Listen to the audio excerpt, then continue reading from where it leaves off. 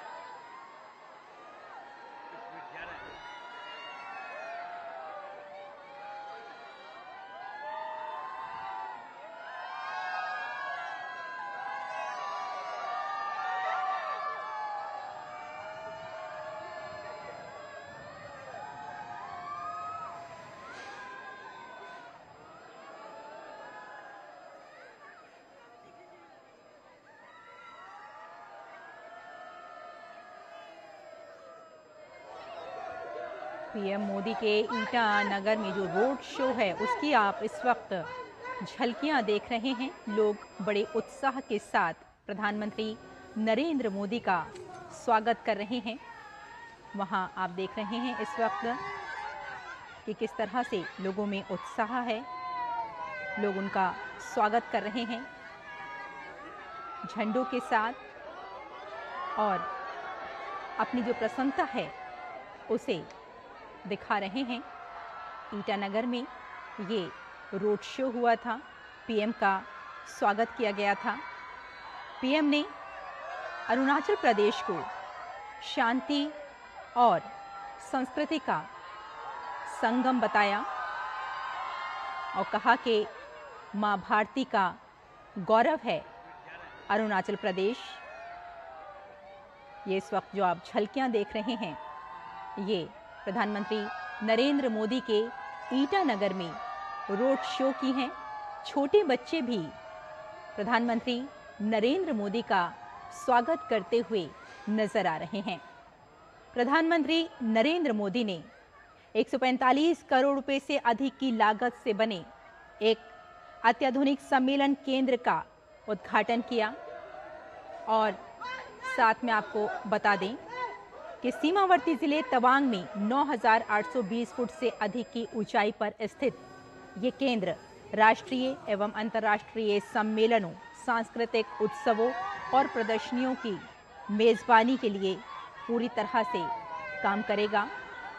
PM का स्वागत इस वक्त आप देख रहे हैं लोग कर रहे हैं।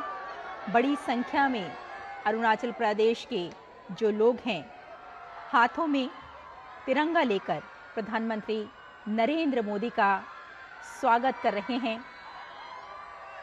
पीएम ने कहा कि हम नॉर्थ ईस्ट के राज्यों को अष्टलक्ष्मी के रूप में पूजते हैं और ये भी कहा कि हमने ये तय किया है कि सरकार दिल्ली में बैठकर नहीं बल्कि आपके पास बैठकर चलाई जाएगी। आपके करीब हम दिल्ली को ले आएंगे। और अरुणाचल प्रदेश पूरी तरह से स्वागत के लिए तैयार था प्रधानमंत्री नरेंद्र मोदी के लिए। प्रधानमंत्री नरेंद्र मोदी आम जन से जहां अपनापन दिखाते हैं, प्रेम दिखाते हैं, वहीं छोटे बच्चों के साथ भी उनका एक अलग ही प्रेम नजर आता है। और शायद इसीलिए हर बड़ा हर छोटा क्या, छोटे छोटे बच्चे भी तैयार रहते हैं। सांस्कृतिक कार्यक्रम भी वहां आयोजित किए गए प्रधानमंत्री नरेंद्र मोदी के स्वागत के लिए। हाथों में तिरंगे के साथ लोग बड़े उत्साह के साथ प्रधानमंत्री नरेंद्र मोदी का स्वागत करते हुए देखे जा सकते हैं। इन तस्वीरों में ज्यादा से ज्यादा लोग प्रधानमंत्री नरेंद्र मोदी के स्वागत के लिए पहुंचे। ये रोड शो की आप झलकियां देख रहे हैं प्रधानमंत्री की। ज्यादा से ज्यादा लोग वहां पहुंचे और प्रधानमंत्री ने वहां अपने संबोधन में कहा कि देश के अंतिम गांव को हम पहला गांव बनाएंगे। और मानते भी हैं हम कि जो अंतिम गांव है वो हमारी सरकार के लिए पहला गांव होना चाहिए। आज से खास बात यह है कि देश में जीएसटी बचत उत्सव की भी शुरुआत हो चुकी है। नवरात्रि का पावन पर्व भी आज से शुरू हो रहा है। इस शुभ मौके पर प्रधानमंत्री नरेंद्र मोदी अरुणाचल प्रदेश में हैं। इस दौरे को धार्मिक और विकास दोनों दृष्टियों से बेहद खास, बेहद अहम माना जा रहा है। अरुणाचल प्रदेश में प्रधानमंत्री ने हजारों करोड़ की जल विद्युत परियोजनाओं की नींव भी रखी। लोगों ने उनका स्वागत किया। बड़ी तादाद में लोग वहां पहुंचे, ज्यादा से ज्यादा संख्या में। आप देख भी रहे हैं कि लोग बड़े उत्साह के साथ अपने प्रिय प्रधानमंत्री का स्वागत कर रहे हैं। उनके अंदर जो भाव है, उनके अंदर जो एक जोश नजर आ रहा है, वो माननीय प्रधानमंत्री के लिए है। और उनके हाथों में इस वक्त आप तिरंगा देख रहे हैं, चेहरों पर खुशी देख रहे हैं, प्रसन्नता देख रहे हैं। और ये सब कुछ प्रधानमंत्री नरेंद्र मोदी के लिए है। ये तस्वीरें हम आपको ईटानगर में जो रोड शो हुआ है प्रधानमंत्री नरेंद्र मोदी का, उसकी कुछ झलकियां हम आप तक पहुंचा रहे हैं। प्रधानमंत्री नरेंद्र मोदी ने ईटानगर में एक प्रदर्शनी का भी अवलोकन किया था। उन्होंने जीएसटी दरों में हुई कटौती को लेकर वहां के जो स्थानीय व्यापारी हैं उनसे भी उन्होंने बातचीत की, मुलाकात की। और सबसे बड़ी बात यह है कि स्वदेशी उत्पादों का इस्तेमाल पर भी उन्होंने जोर दिया। फिलहाल एक छोटा सा ब्रेक लेते हैं, बुलेटिन में जल्द हाजिर होते हैं। आप देखते रहिए डीडी न्यूज।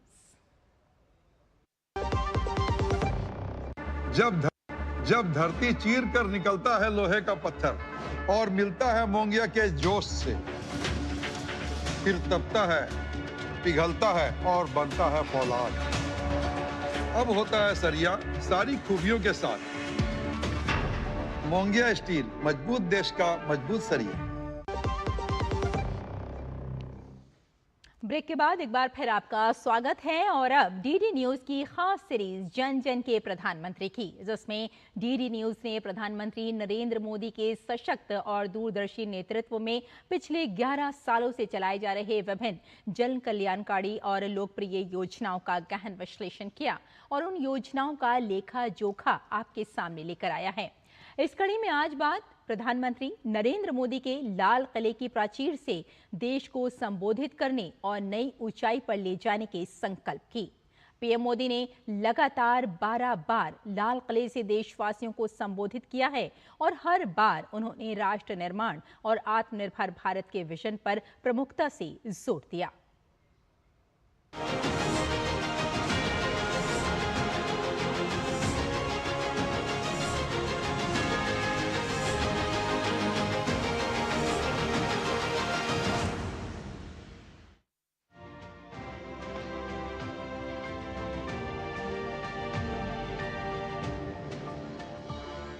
राष्ट्रीय पर्व राष्ट्रीय चरित्र को निखारने का एक अवसर होता है। राष्ट्रीय पर्व से प्रेरणा लेकर के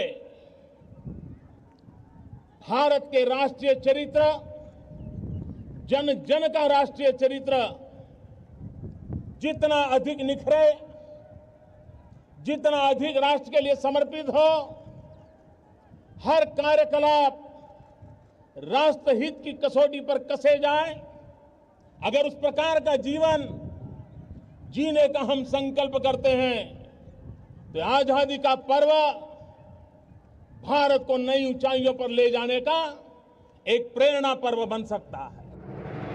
2014 में लाल किले की प्राचीर से अपने पहले ही संबोधन में प्रधानमंत्री नरेंद्र मोदी ने भारत को नई ऊंचाई पर ले जाने का मजबूत संकल्प सामने रख दिया। तब से अब तक पीएम ने 12 बार लाल किले की प्राचीर से देश को संबोधित किया है। विकास की यात्रा में हर भारतीय की भागीदारी सुनिश्चित करते हुए राष्ट्र निर्माण का विजन उनके संबोधन में हमेशा प्रमुखता से रहा। आने वाले दिनों में कृषि के लिए जैसे योजना बनेगी, वैसे किसान कल्याण की भी योजना बनेगी, ताकि मेरे किसान को जो व्यक्तिगत जीवन में समस्याएं झेलनी पड़ती है, मुसीबतों से गुजरना पड़ता है, तो सरकार एक स्थायी व्यवस्था के रूप में उसको मदद करने की दिशा में प्रयास करेगा। साफ नीति, स्पष्ट नीति, साफ नियत, स्पष्ट नियत होती है, तब निर्णय करने का जज्बा भी कुछ और होता है। 3 तलाक से पीड़ित बहनों ने पूरे देश में एक आंदोलन खड़ा किया, देश के बुद्धिजीवी वर्ग को हिला दिया, देश के मीडिया ने भी उनकी मदद की। पूरे देश में 3 तलाक के खिलाफ एक माहौल निर्माण हुआ। इस आंदोलन को चलाने वाली मेरी बहनों को जो 3 तलाक के खिलाफ लड़ाई लड़ रही है, मैं हृदय से उनका अभिनंदन करता हूं। पूरे देश में ये प्रधानमंत्री जन आरोग्य अभियान लॉन्च कर दिया जाएगा और उसका परिणाम ये होने वाला है कि देश के गरीब व्यक्ति में बीमारी के संकट से जूझना नहीं पड़ेगा, उसको साहूकार से पैसा ब्याज से नहीं लेना पड़ेगा, उसका परिवार तबाह नहीं हो जाएगा। आर्टिकल 370 के कारण, 35A के कारण कुछ रुकावटें भी आई। आज लाल किले से जब मैं देश को संबोधित कर रहा हूं, तब मैं ये गर्व के साथ कहता हूं कि आज हर हिंदुस्तानी कह सकता है, 1 नेशन 1 कॉन्स्टिट्यूशन। ये राष्ट्रीय शिक्षा नीति हमारे विद्यार्थियों को जड़ से जोड़ेगी, लेकिन साथ साथ उसको एक ग्लोबल सिटीजन बनाने का भी पूरा सामर्थ्य देगी। वो जड़ों से जुड़ा होगा, लेकिन उसका सर आसमान की ऊंचाइयों को छूता होगा। आप कल्पना कीजिए, अगर भारत के पास अपनी वैक्सीन नहीं होती तो क्या होता।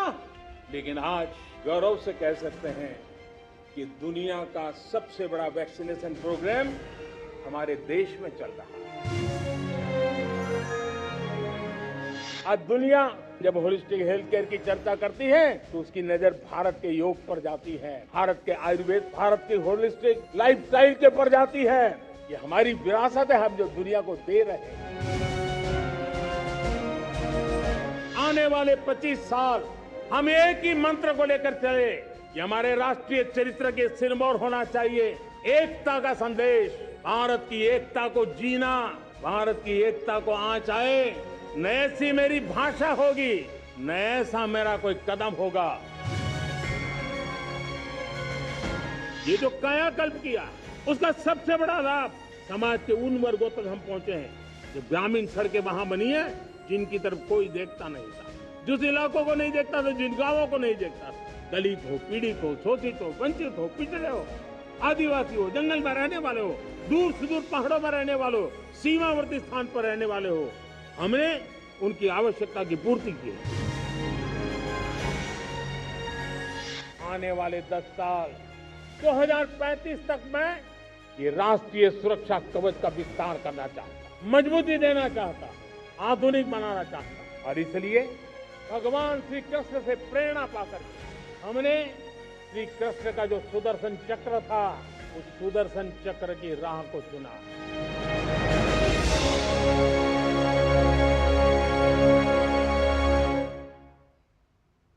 प्रधानमंत्री नरेंद्र मोदी के 75वें जन्मदिन पर देश दुनिया से बधाई संदेश आ रहे हैं।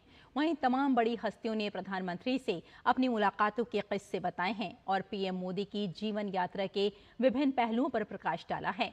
डीडी न्यूज भी प्रधानमंत्री मोदी के जन्मदिन पर तमाम मशहूर हस्तियों के संदेश आपके लिए लेकर आ रहा है। इस विशेष सीरीज एक नेतृत्व एक प्रेरणा में भारतीय उद्योगपति कुमार मंगलम बिरला ने भी पीएम मोदी को जन्मदिन की शुभकामनाएं देते हुए उनके साथ अपनी मुलाकात के संस्मरणों को साझा किया है। तो आप उनके संस्मरण सुनिए। खूबसूरत। फिलहाल हमें यहीं अनुमति दीजिए। नमस्कार।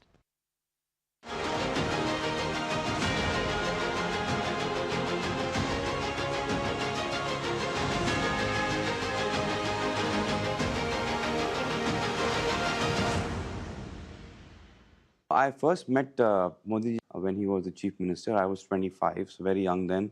A little nervous before meeting him, but also very excited because I'd heard so much about him. I'd gone to him in the context of our copper smelter, which we had set up in Dahej in Gujarat. Some matter linked to that. And in the first 10 minutes, I realized that he probably knew more about the project than I did myself. He was involved during the process of setting up the project from a government perspective. I was very taken aback. He understood the issue within a minute.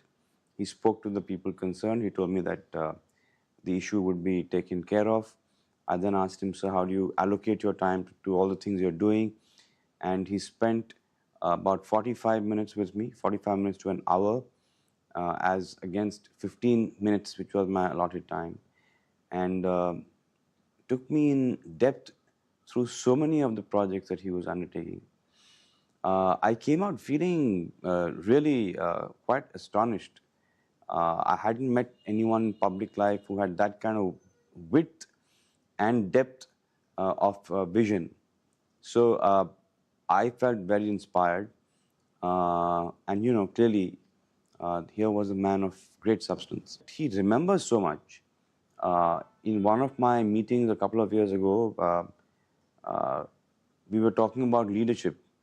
I spoke to him about his style of leadership, and that's how the issue of leadership got, we started discussing that.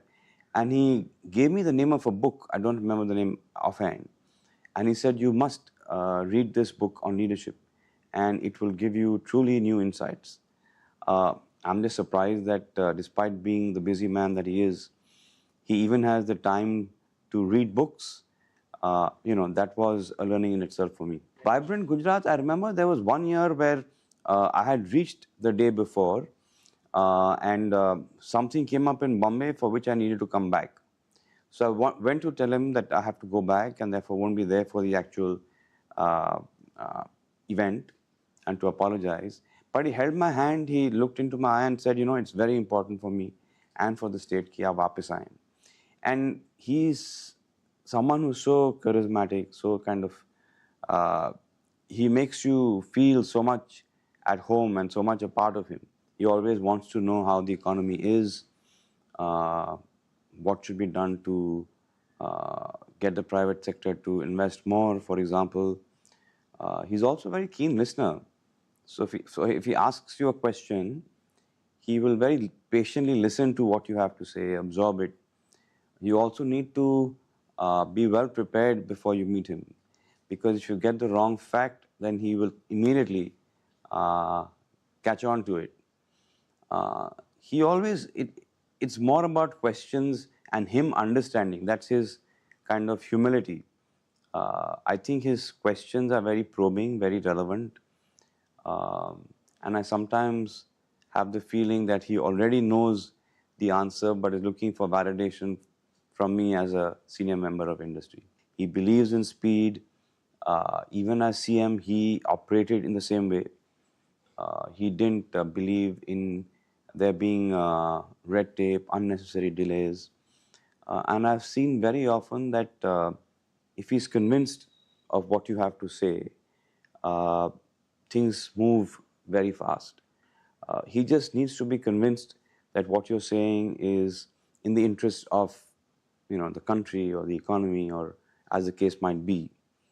And he is able to process that very quickly, understand that very quickly, despite the fact that he has his mind on thousands of things related to the country.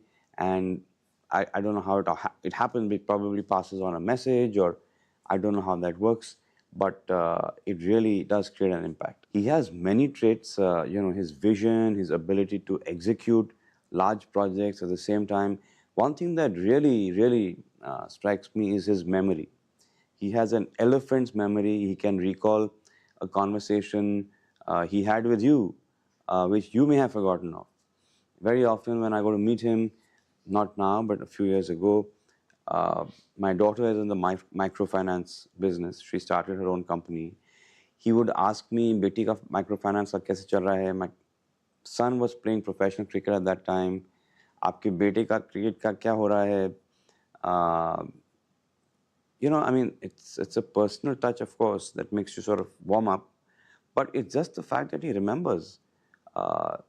I don't think that if I refer to a discussion I've had with him in the past on an issue, just to give context, he will actually remember it, and he will say that, yes, you had said this, and this was what I had responded with.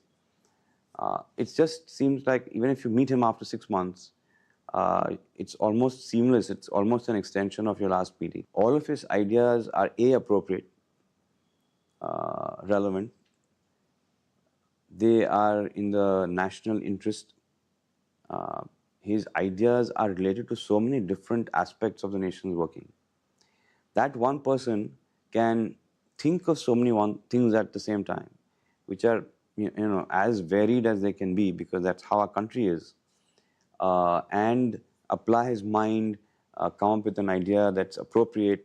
It's not just ideas that are appropriate, it's also the right areas that he focuses on. It's also the ideas that make the maximum impact. Just his way of signaling to the country or to the concerned people that this issue, for example, is something that we need to focus on as a country. The approach to that is so creative and so innovative. It's fresh, it strikes you immediately, it hits home the point that he wants to make. And just the idea that he has on cutting down red tape. He'd often say that, no, don't do this, don't do that. You'll come away with a lot of clarity after meeting him. His body language, his expression, the way he conveys a point, I mean, it's a masterclass in oration. He's done so many things, and all of them have been appropriate and in the interest of the economy. Difficult to go into all of them, but just suffice to say that today India shines out in the world as the economy that's growing fast, that is a healthy economy, that has its fundamentals in place, very strong. So the sum and substance of it is that we are the world's largest, fastest growing large economy, and we are looking ahead at decades of double-digit growth. So I think that just is the result of everything he's done in the last 11, 12 years. So to me, and I say this without exaggeration, Modi ji is a Yug Purush. You rarely have people like this born, so to speak. I would like to pay my respects to him on his 75th birthday. He is one of those people who have made the largest impact in the history of our nation in terms of the growth and development of our nation. And I would wish him a very happy birthday and also seek his blessings.